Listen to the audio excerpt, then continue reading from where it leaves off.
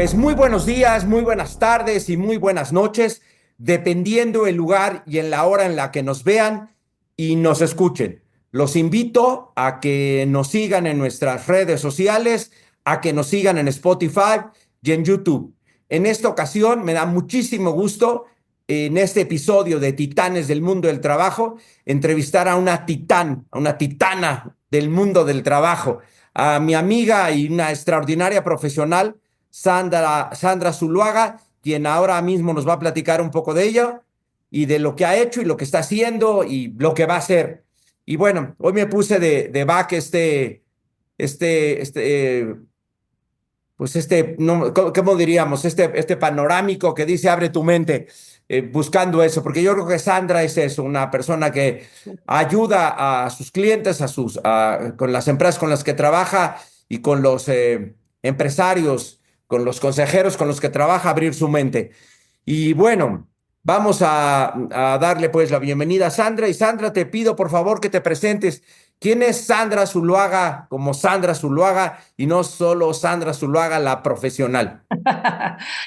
Ay, Octavio, un gusto saludarte, un placer y un honor que me invites. Gracias por invitarme a este maravilloso podcast.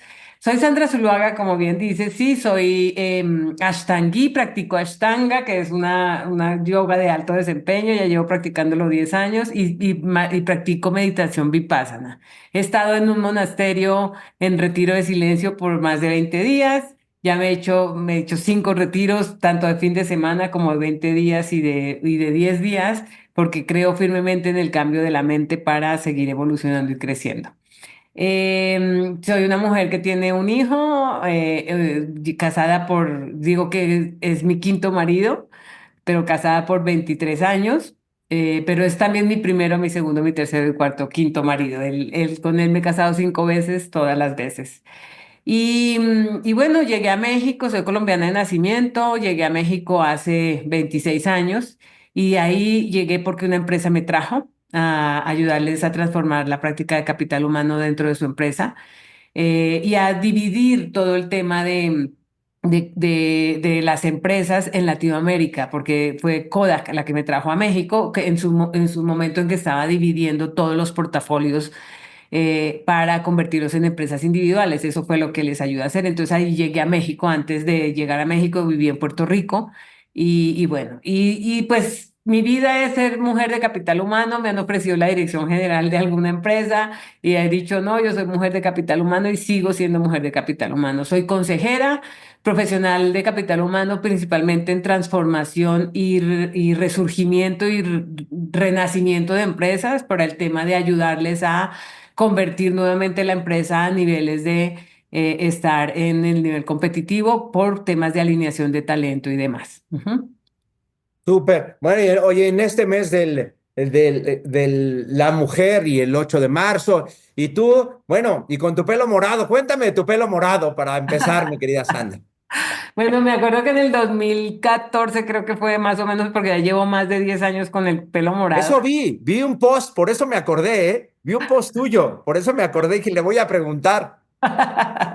Fíjate que me gustó, de un momento a otro sentí que no conectaba a mí esos momentos en que me dan los cambios pues son cambios que siento que no conecto, que necesito reconectar. Eso me ha llevado a la meditación, me ha llevado al yoga, me ha llevado a buscar nuevos grupos de conexión y de apoyo, digamos, para seguir evolucionando. En el 2014 empecé a sentir que no me gustaba mi pelo, no, me parecía aburrido, pero quería un color morado.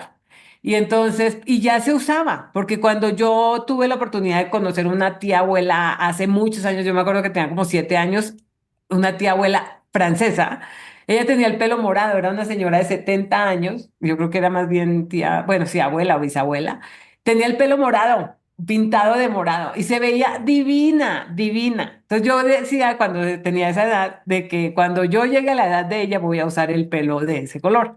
Pero me di cuenta que no tenía que esperarme en el 2014, que ya se estaba poniendo de moda y ya habían personas que lo usaban. Entonces me puse tres puntitos, pero ya he evolucionado y ahora casi lo tengo todo morado. Súper, qué padre, qué buena onda. Sandra, bueno, te decía un poquito antes de que entráramos que que no es el objetivo platicar de lo que hemos hecho, pero solo como referencia, porque eso nos va a servir a lo que vamos a continuar, platícanos en qué empresas has colaborado. Mira, yo empecé en mi vida profesional, empecé trabajando con empresas de nivel global como Crown Litometal, que era una empresa con grandes sindicatos en Colombia y con grandes problemas en temas de sindicalización, ¿no? Entonces ellos eran los que eran primero American Can y después se convirtieron en Crown Litometal en Colombia. Entonces tenían una práctica de sindical muy fuerte. Y ahí fue donde yo empecé a trabajar y con ellos escuchaba, digamos, las peticiones de los sindicalistas y escuchaba lo del el salario integrado, que fue la base de la transformación de la ley laboral en Colombia. Entonces yo me empecé a meter en todos los temas de la ley laboral en Colombia por ese tema, ¿no? Entonces de ahí me moví y empecé ya a trabajar en otras multinacionales como S.C. Johnson, ¿no? Pero seguía ya metida en el tema laboral y entonces entré a la CRIP y que es la Asociación de Personas de Recursos Humanos y Personal allá en Colombia. Entonces tuve la gran ventaja, digo yo, de tener una jefa que le tocó trabajar en capital humano porque la nombraron, pero no le gustaba ni era verdaderamente una conocedora del tema. Entonces, ella antes de estar en esa posición era la secretaria del director general. El director general dijo, pues crearon a nivel global, eso fue ya en S.C. Johnson, crearon a nivel global una posición que se llama gerente de capital humano o de recursos humanos. Entonces, se lo dio a ella. Y entonces ella pidió a una persona de apoyo y esa fui yo. Entré a trabajar con ellos. Ella no sabía nada de capital humano. Yo ya venía de haber trabajado en Crowley Metal y de haber trabajado en una empresa de servicios personales como de outsourcing, digamos, como tipo Manpower, pero ella se llamaba Extras. Entonces yo ya sabía contratar, entrevistar y demás. Y me dijo, pues venga y ayúdeme. Entonces, todos los temas que ella no sabía me los delegaba, que eran casi todos. Entonces yo estaba en comités y demás y aprendí muchísimo, muchísimo gracias a esas. Ahí duré 6 años y de ahí me fui a Stuart Stevenson que es básicamente de la empresa después se convirtió en General Electric Oil and Gas allá en Colombia. Entonces ahí tuve toda la experiencia de ser el 1% de la población, porque no eran solo hombres, y yo era la de recursos humanos gestionando toda la población de ingenieros allá. Entonces, generando nuevas prácticas, trabajando muy de la mano con Casa Matriz y bueno, con otras dificultades que uno tiene que vivir como país tercermundista, digamos, en ese momento, esto por temas de que, pues cuando nos mandan expatriados de grandes multinacionales, nos mandan gente que no quiere, que no es tan exitosa en su localidad, entonces, y allá quieren rehacer todo, pero también tienen temas que necesitamos gestionar ahí localmente. Entonces aprendí también allí mucho y después ya me llamó Kodak. En Kodak, pues ya me sacó del país.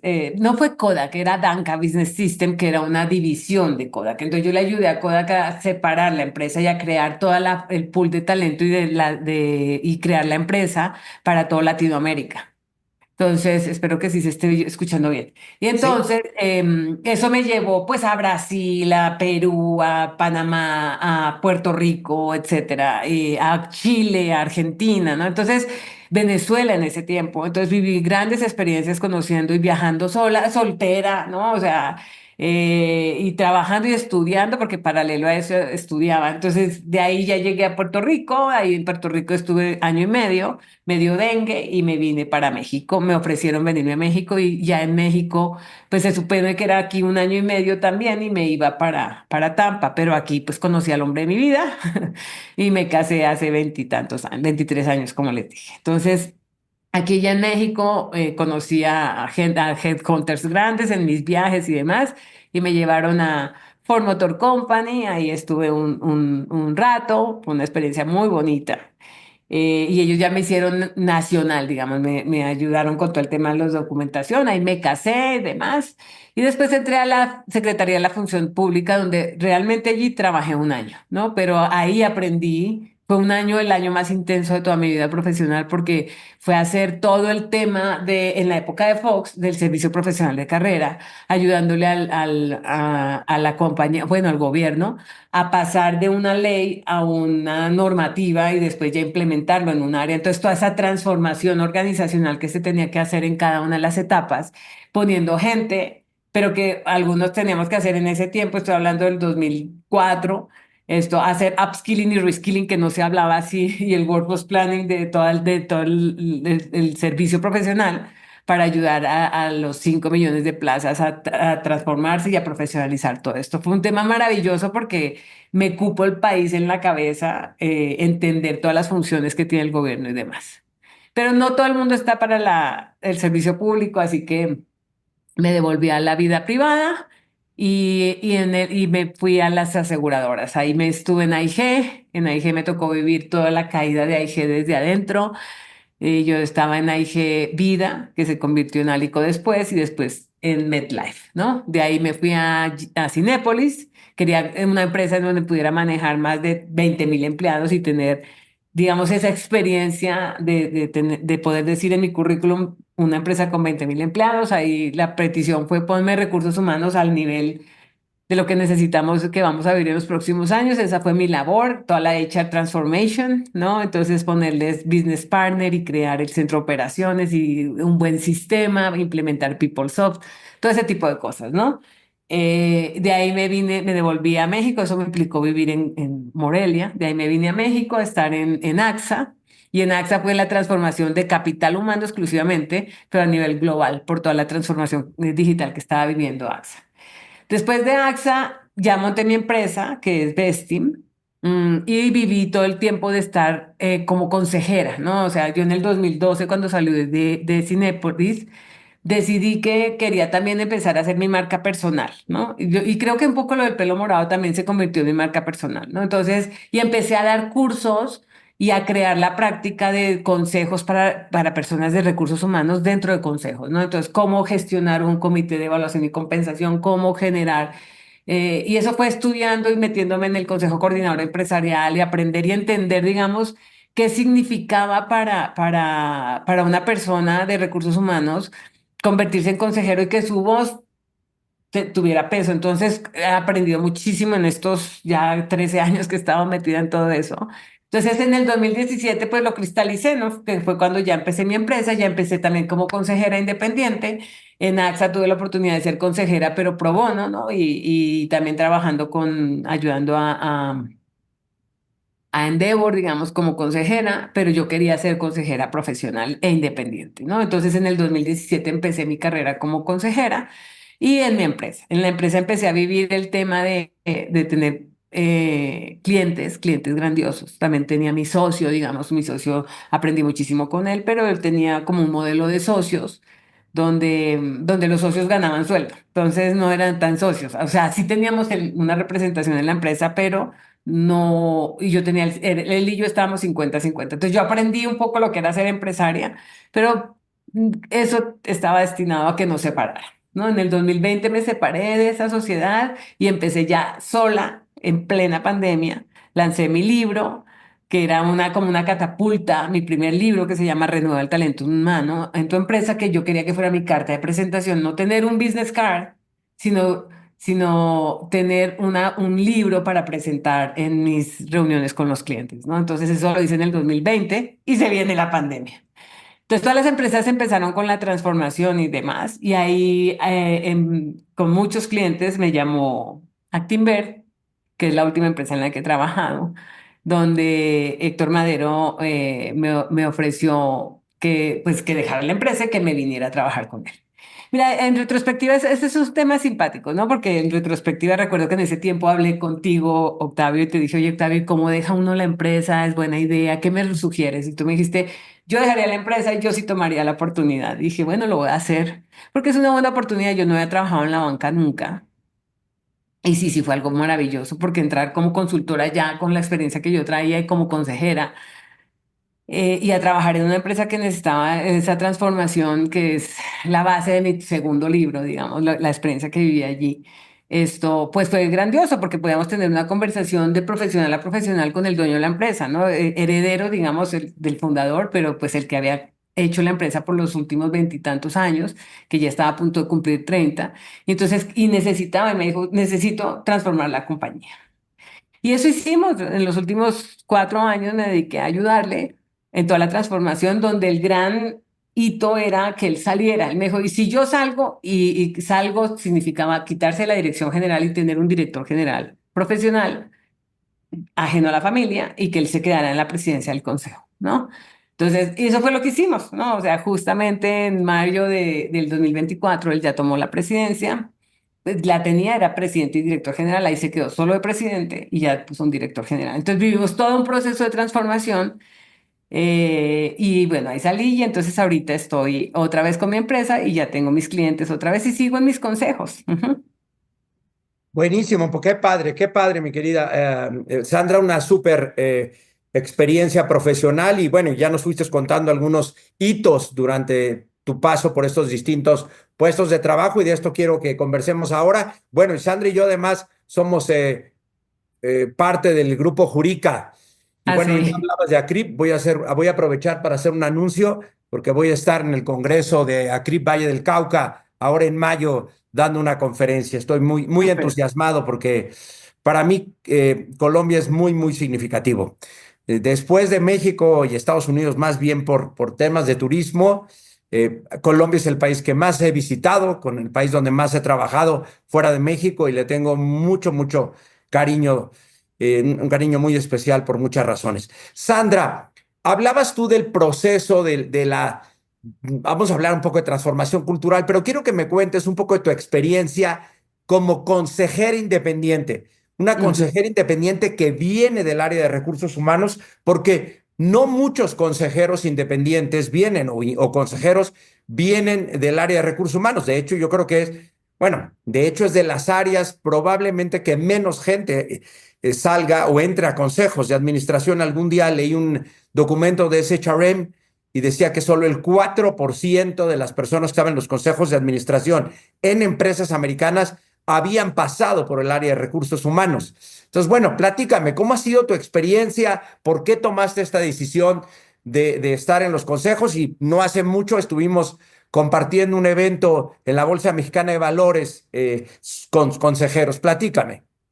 Bueno, mira, uno de los grandes temas que me tocó vivir fue ver cómo las compañías, grandes compañías, y estoy hablando del caso más sonado y más documentado, digamos, en la historia, que es el de la aseguradora IG, ¿no? Que en el 2008 pues la rescató el gobierno federal de Estados Unidos, ¿no? O sea, para que no se cayera. Y yo estaba en ese tiempo adentro de la compañía y me tocó vivir cuando me contrataron el que la compañía estuviera diciendo necesitamos gente de recursos humanos competente que nos ayude a generar prácticas de capital humano, pero no lo hicieron con directrices, sino nos ponían a los ejecutivos dentro de las diferentes zonas o regiones a trabajar con el señor, el director regional, digamos, y a empezar a pedir objetivos y a alinear las compensaciones con los objetivos y a profesionalizar todas esas prácticas que antes eran los dueños, los propios directivos con los que nosotros estamos hablando. Entonces fue todo un tema complejísimo porque pues era como quitar una varita mágica que tenían y quitársela, ¿no? Y entonces decir, ahora esto es mi responsabilidad y pues no la querían soltar. Entonces yo viví toda esa vista de un tema de governance que debía venir desde una vista muy grande que debía tener alguien en el consejo o alguien en la organización que no tenían. O sea, a mí me tocó vivirla así. Entonces, yo encontré en este tema del Código de Mejores Prácticas y todo lo que surgió con el Instituto de Mejores Prácticas Corporativas, que lo lanzaron en el 2011 y yo empecé a trabajar con ellos en el 2012, una opción de empezar a hablar de estos temas. Entonces, por eso fue que llegué, pero yo llegué para formalizar, para empezar a educar sobre el tema y concientizar y seguir trabajando como Sandra Zuluaga dentro de las empresas como capital humano, ¿no? Entonces, pero eso se convirtió en, digamos, en una vena que me llevó a llegar como consejera. Como consejera, que me di cuenta que todo el mundo, y mira, lo dice World Trade Advisors, que hacen una encuesta anual sobre los consejos en México solamente. Entonces ellos dicen que las principales empresas en México el 90%, ¿no? Son de consejeros independientes, son CFOs, son abogados y son gente técnica, digamos, y gente política, de la política, gente en la política, estos tres grandes temas. El otro 7% está enfocado en temas de operaciones y en temas técnicos específicos de lo que tenga la empresa. Y el 3%, el resto de cosas. Ni siquiera aparece recursos humanos pintado en ese 3%. Es decir, no tienen gente experta de capital humano, pero sí toman decisiones de diseño organizacional, sí toman decisiones que impactan la cultura de la empresa, sí toman decisiones que impactan la arquitectura del talento dentro de la organización. O sea, me toca llegar a los consejos y escuchar que quieren un perfil de director general y empiezan a embutirle, perdón que lo diga así, habilidades, ¿no? Que sepa que sepa hablar en público, pero que también sepa de inteligencia artificial. Ah, pero que también entienda de ciberseguridad. Y entonces se vuelven un Frankenstein de habilidades que no, o que tienen todas y una profundidad de 1 milímetro, o que no existe y que entonces terminas tú mismo poniéndote una trampa porque pides un perfil que no existe en el mercado y no puede existir porque no hay gente que sea tan todera en todo, ¿no? Entonces a mí me gusta llevar esa conversación a las mesas y empezar a cuestionar estos temas y con el tiempo vas perfeccionando eso, Octavio. ¿Cómo puedes hacer una pregunta que no duela tanto? ¿Cómo de todas maneras sí tienes que llevar la voz? ¿Cómo en el uno a uno entonces empiezas a sentar estos temas? Y yo sí me doy cuenta cuando estoy en foros de consejeros que mi voz es diferente porque yo hablo de descripción de puesto del presidente de consejo y del director general y cómo no se traslapan esas dos funciones, ¿no? Y expertos, presidentes de consejos, y dicen, oye, si la primera vez que a mí ya sentaron límites como presidente de consejo fue cuando me hicieron la descripción de puesto y sí cambié en mi empresa familiar o en mi empresa otra, me aprendí, digamos, de cómo yo tenía unas funciones específicas y que si quería tener un governance bueno dentro de la empresa tenía que respetarlas para que la otra persona también se sintiera respetada. Entonces, con el tiempo esta conversación se ha ido evolucionando, Octavio. Creo que hace 13 años era como, ja, ja, ja, la gente decía capital humano y todo el mundo pensaba que sabía de capital humano y venían a decirme, o sea, yo lo que quiero es que tú te sientes ahí y nos ayudes a revisar lo de las horas extras o el seguro social y Sí, sí, yo, sí. y el diseño organizacional, ¿no? Y cómo vas a alinear tu talento y veía unas prácticas, ¿no? Entonces ellos ya pensaban que sabían cuál era mi límite, ¿no? Perdón, Octavio. No, no, no, buenísimo. Me parece súper interesante porque coincido plenamente contigo. Yo creo que hay una arrogancia o hasta prepotencia de muchos directores y de muchos consejeros de opinar de cosas que no saben No saben. absolutamente nada, pero opinan con una seguridad pasmosa, porque todo el Sí. mundo cree que sabe de recursos humanos. Yo no opino de mercadotecnia porque sé muy poco de mercadotecnia, no opino de operaciones porque sé poco de operaciones, pero cualquier pendejo cree que puede opinar de recursos humanos porque es gente y yo creo que es una minusvalía nuestra función tradicional. Yo sí, siempre he sido un defensor de la función, di veintitantos años clases en Libero, 5 en el IPADE y bueno, sigo siendo pues un vigoroso defensor de nuestra función y creo que lo que tú estás haciendo es espectacular. Sandra, siguiendo en esta lógica, y tú hablabas de separar al presidente del Consejo de Administración y al director general, que me parece una práctica que cada día está siendo más común, cada día lo están exigiendo más. Tuve la oportunidad de tomar el curso de gobernanza en Wharton y es de las 5 cosas que te dicen, esto hay que hacer, esa es una de ellas, ¿no? La segunda es cuánto tiempo debe estar una Por persona favor, no me en un consejo de administración, sobre todo si eres un consejero independiente. Y quisiera oír tu opinión sobre estas 2 cosas. Bueno, mira, ¿por qué es importante separar los puestos? Cada puesto tiene zonas de influencia muy delimitadas y muy claras. El presidente del consejo justamente es eso, presidente del consejo, ¿no? Entonces estás en el consejo y está buscando la mejor práctica de generar valor desde el consejo. Incluso hay temas propios del órgano de gobierno del consejo que implica gestionar a los patrimoniales y toda la asamblea de accionistas y demás, que a veces descuida el presidente del consejo por estar pensando solamente estar adentro de la operación. Entonces a mí me llaman hoy en día incluso ayudarles a gestionar todo el tema familiar y demás, no soy consejera de familia, pero sí soy experta en diseño organizacional. Entonces, diseñar todas estas prácticas y ponerles un consejero, pues eso lo sé hacer, ¿no? Entonces, y ayudarle al presidente del consejo que se enfoque en la profesionalización de su consejo, ¿no? Y que tenga una buena relación y como rendición de cuentas con la dirección general. Pero cuando él salta por encima del director general y empieza a tomar decisiones, pues lo que está haciendo es invalidando, ¿no? El impacto del director general. Entonces, eso creo que es uno de los grandes aspectos por los que siempre se recomienda esto. Y una digamos, temas que encuentro cuando identifico esta situación es que a veces el director general está tomando decisiones que le corresponden al presidente del consejo, ¿no? Y viceversa, el presidente del consejo se baja y decide, por ejemplo, decide qué hacer con el sindicato, ¿no? Que le paguen al sindicato, cosas así he escuchado, ¿no?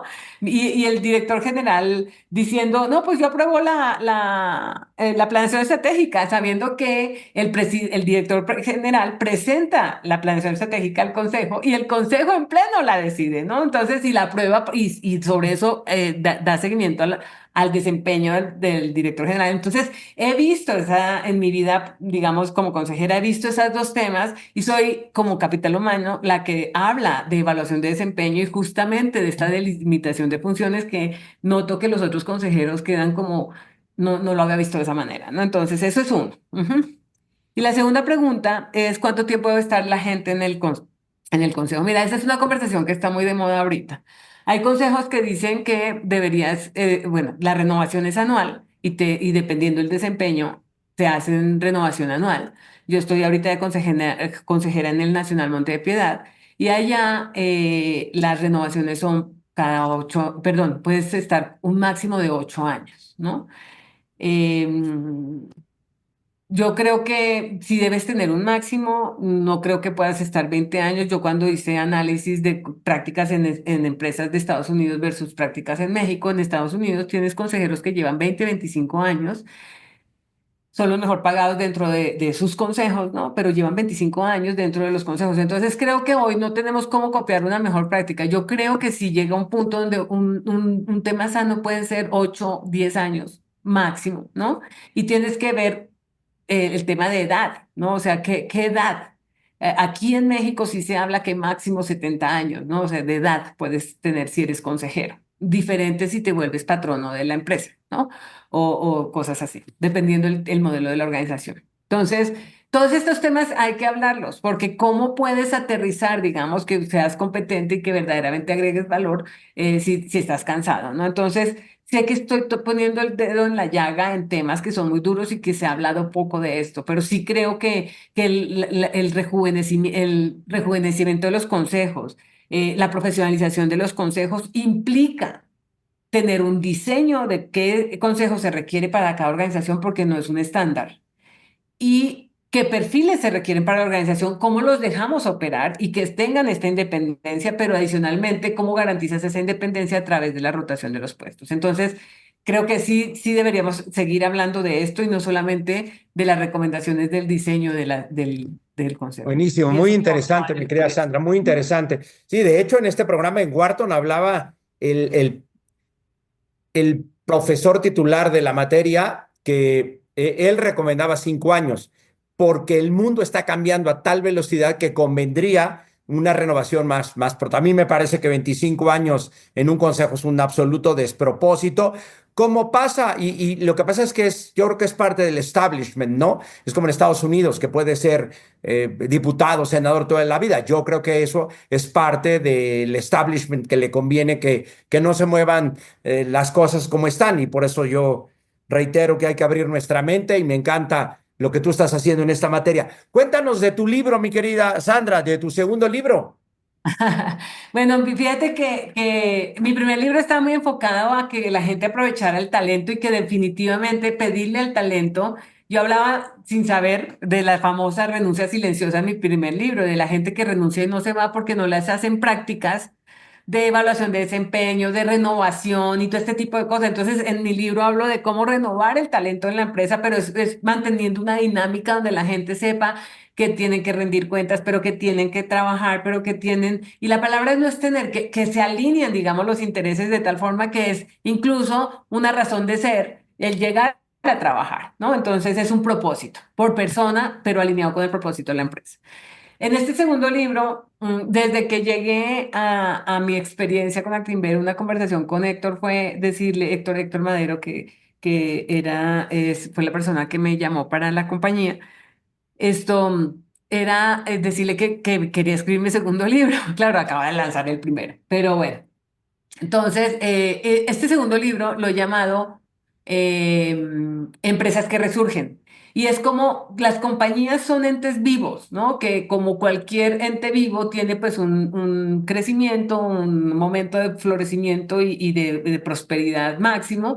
Y si no se cuidan, pueden empezar a decaer y a caer en procesos muy, digamos, de declive muy fuertes, ¿no? Entonces, y eso se identifica a través de metodologías. Yo tengo una metodología de diagnóstico organizacional que me permite ver qué prácticas tienen, qué cotos de poder están y cuáles son esos cotos de poder que están deteriorando la organización. Y entonces hago una serie de recomendaciones de diseño organizacional, de prácticas de talento y todo es basado en temas de capital humano, pero también sembrando competencias en otras áreas como gestión de datos, como convertirse en data driven, como temas de tecnología, como temas de modernización de la empresa y demás, que no es solamente capital humano, ¿no? Pero al final del día es temas de talento. Gestión de riesgos, donde la empresa empieza a ver que tener persona correcta en puesto correcto, dependiendo y entendiendo lo que hablo en mi primer libro, lo aplico en este segundo, que son las arquitecturas humanas, entendiéndolas perfectamente, pues tienes una oferta de valor, pero también una oferta de metas, objetivos y demás para las diferentes arquitecturas de posiciones y poblaciones de colaboradores dentro de la organización. Entonces, les recomiendo una serie de prácticas desde tener la visión de dueño, qué significa, y eso lo hablo más a los empresarios, porque muchas veces los empresarios dicen, es que quiero que tengan visión de dueño, ¿no? Y sí, pero ellos tienen que saber qué significa, porque decirle a la gente, ten visión de dueño, y ya ellos aspiran a que ellos entienden todo un concepto que es toma decisiones basado en que como si esta fuera tu empresa, pero quiérela, pero no, y alineas tus intereses cuando la gente ni ha tenido la experiencia de ser dueño. Finalmente, a veces ni siquiera ha tenido la experiencia de tener metas o entender que son un ecosistema y que tienen una responsabilidad con un grupo de interés que está fuera de la organización, pero al cual su interacción con la compañía pues los hace ese ecosistema que puede ser beneficioso para todos o puede ser en detrimento de todos también. Entonces, eso es lo que tocó en este libro Súper, que se está llama padrísimo, Empresas que ya nos Resuelven. platicarás más adelante.